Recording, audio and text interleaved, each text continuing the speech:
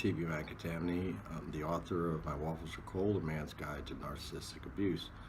And today's video is kind of a follow-up video to what we've done before, when we talk about how men and women, victims of narcissistic abuse, deal with the situation.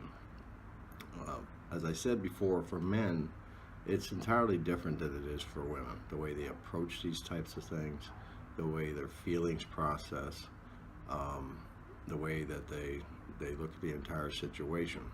Specifically, when they go to, it gets towards the end of the relationship and the aftermath of the relationship. But during the relationship, especially if the narcissist is of the physically abusive and especially emotionally abusive, men aren't wired to take it the way women are. And that's primarily because over the years, there's been more focus on domestic abuse, where the man is the abuser. And, before, this would almost, because men don't report this type of abuse, the figures were skewed. I remember almost 20 years ago, I was a 911 dispatcher, and I took a lot of domestic calls in 11 years. Most of the calls were for women. And it depended on the situation. When the police arrived on the scene, what was really going on. I mean, sometimes it was just two people just fighting, not physically, but having an argument. And other times it was the man being physically abusive. But at a few times, it was the woman being abusive to the man. And at that time, even our officers were skeptical of those situations, especially if they showed up and the man's 6'5" and a woman's 4'3".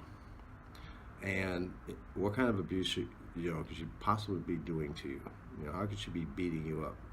But they would see there were signs of physical abuse. They would see there were marks. In some cases, there was extreme violence. And we began to become aware of the situation 20 years ago.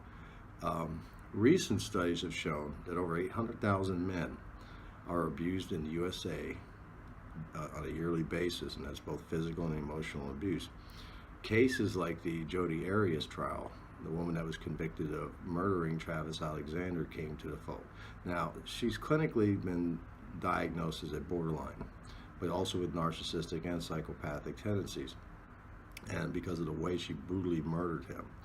And after her arrest, if you watch some of the documentaries on it, you can see she had really strong narcissistic tendencies. It wasn't her fault.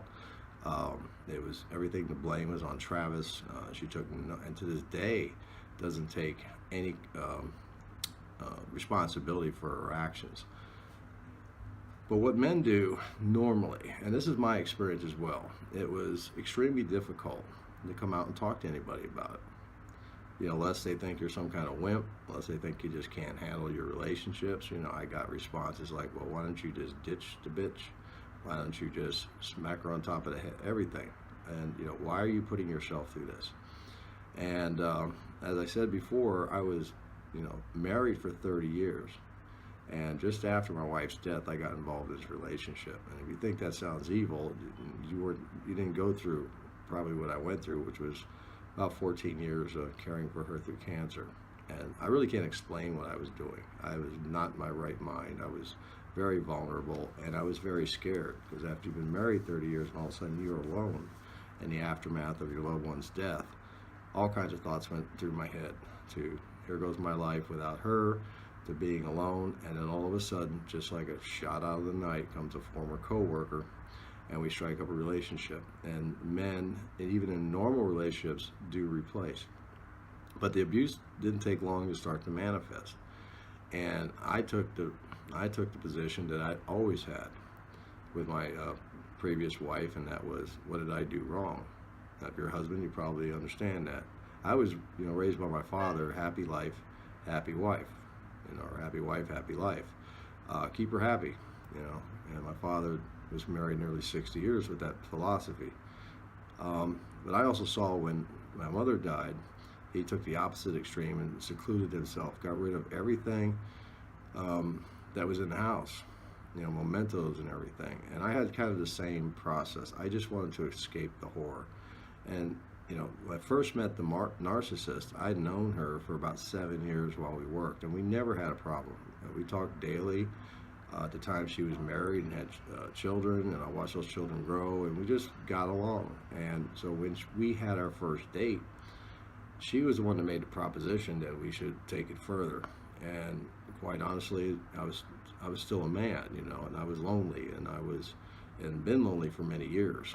I would never, purposely or cheat on my wife or anything, but there wasn't anything in the sex department for many, many years. And so I don't know, I responded to it. And that's what I told you before about these narcissists. They kind of sense where your needs are at, and then they become what you want. And she was, like most narcissists, very attractive, very, she was very classy, nice little British accent, just all the things. And we took off pretty good. I'd have to say, in these narcissistic relationships, it takes off pretty good. That's called the honeymoon stage. And then it switches quickly to the devalue stage, where you're treated horribly. And when that started to happen, I found I was lost. I didn't know how to respond to this. Women will start talking to their other friends or whatever, and that's pretty much what I started doing. I started talking to my friends and saying, she would post these cryptic memes on Facebook, something I was never in before, by the way, Facebook, but became a part of our existence. And I would see it in the timeline, and I would take it to my friends and say, "What's that mean? That's not good, man. What is that?" And really derogatory type memes. And I just started talking to my friends about it.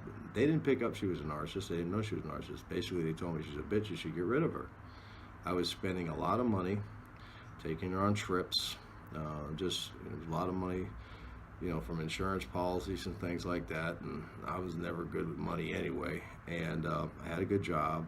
I gave her a car and let her drive it free because she didn't have a car to go to work. Her other car became too decrepit and old to be used anymore. And I just turned it on. I turned it on too, because that's the way I was with my wife. I guess you call me Santa Claus. And when she began to devalue, I didn't know what was going on. The more I threw at the problem, nicety, money, trips, whatever, the worse it got. So I didn't know how to deal with this. I didn't know how to deal with the conflicting emotions, and then other emotions started coming in, and that was, oh my goodness, I went too fast. I basically have dishonored the memory of my wife by picking this woman, of all things, to take her place, basically. And so those feelings were going through me. And I was going crazy. Slow but surely, I was going nuts, because I could not find anybody to help me. And there wasn't a lot of receptiveness, because I was still meeting that resistance. I remember going through places like the Veterans Administration, become a veteran, talking to people, and you could just tell you're not getting, it's not very receptive by them, not much sympathy coming from them. I had a lot of female friends, because over the years, like I said, I worked with, for instance, the dispatch career for 11 years. All my co-workmates, I was the only male in the entire group. And that kind of seemed to be a reoccurring thread after that. Prior to that, I was in the Army for 13 years, and all I worked with was men. I didn't know how women. The only woman I knew was my wife. After I was a 911 dispatcher, I went to work at a helpline, and again, I was working with all women, and that's where I first met the narc in a benign way, just a friendship. And then I was working currently when I met her at another job, and most of the friends I had were, co-workers were women. So by then I was, what you would say, I was more receptive to what women like, and I even joked around. I said I got a PhD in what women need now. My experience had improved the latter years of my marriage, because my wife said I was a lot sweeter and kinder. This was my wife. She used to not have to say those things to me all the time. And so here I was, and I could understand what I was feeling, but I really couldn't process it. And then came the invariable discard. And when she left, I found myself surprised, because I was really kind of relieved by that point. I didn't want to go through this anymore. And by that time, I pretty much lost everything, or gave it away, or in these kind of situations, I picked up drinking during the experience, and so I'd clean myself up, and I was going to a 12-step group, the same 12-step group I used to work with. And one of the things they, would tell you in these 12-step group, I heard a guy share one night, and he says, I didn't give it, nobody took my stuff. I gave it away in spades. And I thought about that and I said, that's absolutely true. The narc didn't take my stuff. She manipulated me, so I just gave it away, because she knew that's the kind of person I am and just took advantage of it. So here I was coming out of this relationship, and it was like 30 days, and I was actually getting free. I was actually not, too much consumed with just her every moment. And that's the thing that takes place in these relationships. You're consumed with this person 24/7. What are they thinking? What are they doing? Please forgive me, blah, blah, blah. It just goes back and forth. Now I was free. So I thought. And then this thing comes about we call the Hoover, which is named after the vacuum cleaner. I guess whatever she left for didn't work out. And sooner she was back in trying to hoover me in. She did that by a phone call. I had blocked everything. I guess I didn't block the phone calls. And because I was still learning what you're supposed to do. And I picked up the phone. And it was this basic crying drag, please take me back. And I guess old softy, I took her back in. And for a week, everything was, great. It's back to like a honeymoon stage. And right after that, back to the devalue stage. And this time before I got to the discard stage, I left. Big difference. To me, that's a big difference. That's why I tell people on the Waffles page, I call it, leaving is better than being discard. If you get the education and know what's going on and you're able to leave, it's a little bit of a sense of empowerment for you. It's not to get back to the narc. It's not to get back to them at all. I didn't care about that, but I wanted to control my life back. And I was not going to, just get dumped by the wayside, even though I was praying for it to happen again. And once I dumped her, that was it. No contact. And there was no contact for over 2 years until I remarried to a really good girl. Somebody that reminds me of my previous wife. And we're very happy right now. But I had to go through a lot of therapy after this happened. Even though I dumped her, I found I had emotions. Some of it turned out to be post-traumatic stress, both from watching my wife die and lapping on this relationship with the narc. And but I went to the VA again, as it was with my life and the way it was progressing. I had a female, very good psychiatrist who knew immediately what I was going through. In fact, this was such a beautiful thing that the nurse that would take me in and check my vitals before I went to go see a psychiatrist had also just left a narcissistic relationship. In fact, she was just about to leave it, and she would ask me, why am I here? And I would tell her, and she says, I'm with a guy like that. And it was beautiful because I was able to help her. I just found it coming out of me, and basically I told her was, you get out of there. That's really all you need to do. You don't need to have this kind of relationship. They're a waste of time. It's a waste of time to be in a relationship with a narcissist. And I saw her reaction, but then I realized I needed some help. I needed some help getting my emotions out. And I tell guys, you need help to get this stuff out. We're not wired in that way to just start crying and, just going all crazy. And there's nothing wrong with women that do that. I just say we're wired differently.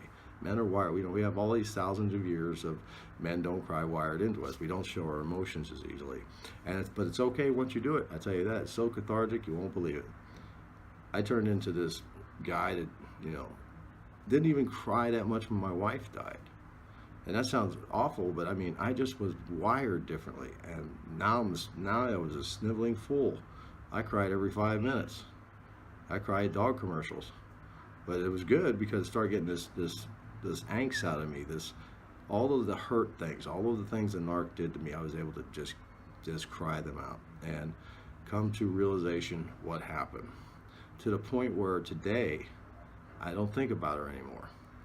Oh, I get a thought once in a while of what happened back then, but it has no real connection, no more than if a dog that bit me when I was in the 3rd grade going to elementary school. It happened, and I just don't waste my day thinking about it anymore. And it's amazing because I never thought I'd forget her. This is somebody, like I said, I knew for 7 years before I got in a relationship. That's a big significant part of your life. But today, I honestly don't think about her I don't have any desire to go check her Facebook page. I don't care.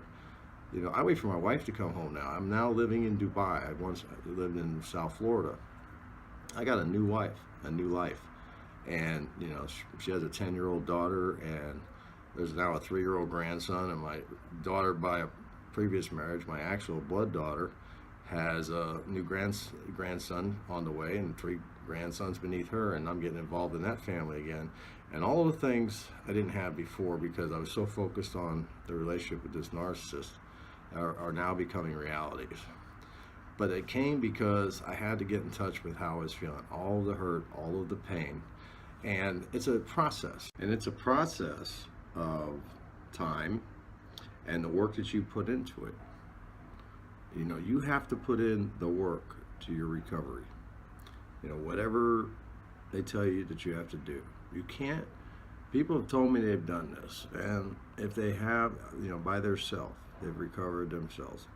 Read their own articles, their own searches, and so forth. And I'm not saying you can't. I'm saying it's a lot easier if you can get a good therapist or mental health professional to help you get through it. You always need a second person in many of these cases, all right? And that second person who's qualified to ask the right questions, who knows what the symptoms are of various, you know, types of other disorders that can come as a result of your abuse, and help you, you know, basically prepare yourself to go through that.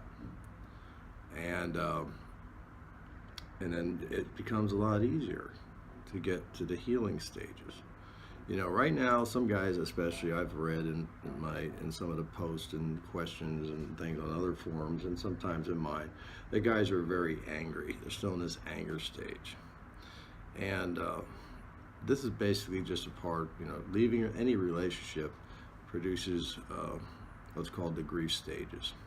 And specifically in the grief stages, there's anger. You know, when my wife died, I had anger. And if you don't grow out of the anger, because if you're just sitting there in the anger all day long, you're never going to grow to healing. You know, one guy professed that he likes to really needle it to the old narc and, you know, post pictures of his relationships and what he's doing. And I'm like, as if the narc cares. The narc doesn't care what relationships you're in. They don't get jealous. They get new marks. Basically, they laugh at you.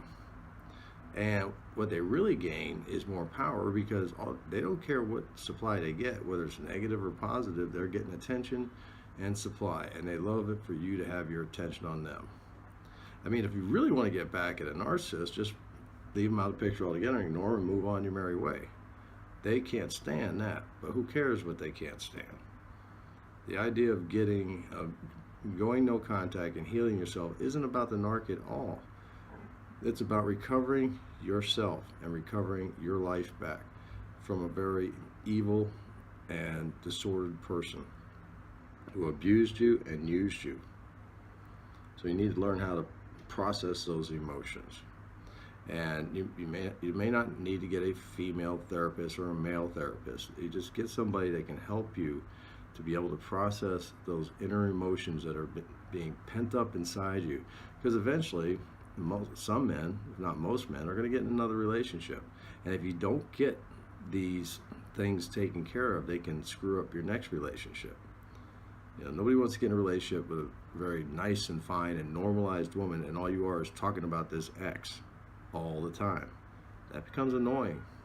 She may be sympathetic in the beginning, but after a couple of months and a year of that, she's going to be probably wanting to head for the door and say, you come back and see me when you're over her. You know, and that's with any relationship, even though if the person's not disordered. You don't come in a relationship with your old baggage. So you want to get rid of your old baggage. You don't want to sit there the rest of your life and let this baggage fester.